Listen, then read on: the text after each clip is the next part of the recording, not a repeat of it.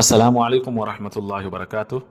अजीज़ तलबा, आज की इस वीडियो में हम लोग सबक नंबर 15 की तीसरी एक्सरसाइज यानी इस ड्रामे को कहानी की शक्ल में लिखिए, इसको हल करेंगे और इस ड्रामे को कहानी की शक्ल में लिखने की कोशिश करेंगे।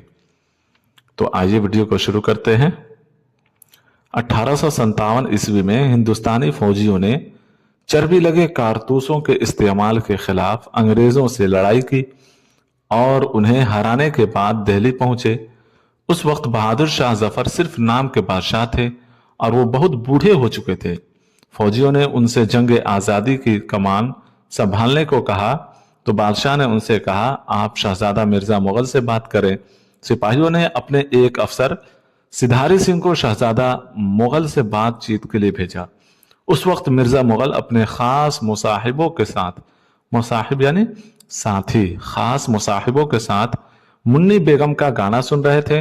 सिपाही मिर्जा मुगल के पास पहुंचे तभी अंग्रेजों का एक बही खां यानी खैर खां, एक बही खां हकीम अहसनुल्लाह शहजादे के पास पहुंच गया और उसने कोशिश की कि मिर्जा मुगल बाकी सिपाहियों के साथ शामिल ना हो, लेकिन उस मौके पर मुन्नी बेगम और दिल्ली शहर के कोतवाल रजब अली ने हुब्बुल वतनी का सबूत देते हुए शहजादे को अंग्रेजों के खिलाफ जंग में शरीक होने और हिंदुस्तानी सिपाहियों की मदद करने को कहा।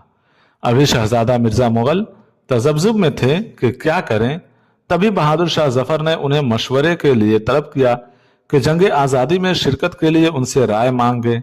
शहजादा मिर्जा मुगल बादशाह से मुलाकात के लिए रवाना हुए तो सिधारी सिंह ने वहां बैठे दीगर लोगों को भी जंग आज़ादी में शिरकत के लिए जहन साजी की, यानी उनको जहन को तैयार किया, उनके जहन को बनाया। आखिर शहजादा मिर्जा मुगल अपने वालिद ताजदार हिंदुस्तान बहादुर शाह जफर के पास पहुंचे, जिन्होंने काफी गौर खौज के बाद अपने वतन को फिरंगियों से आजाद कराने के लिए जंग में शिरकत के लिए हामी भर ली, यानी वो जंग में शिरकत के लिए तैयार हो गए। तो ये थी आपके सबक नंबर 15 की तीसरी एक्सरसाइज। अगर आप इस चैनल पर नए हैं तो चैनल को सब्सक्राइब कर लीजिए और वीडियो को अपने दोस्तों के पास भी भेजिए ताकि इस वीडियो से उनको भी फायदा हो। शुक्रिया, जज़ाकल्लाहु खैरा।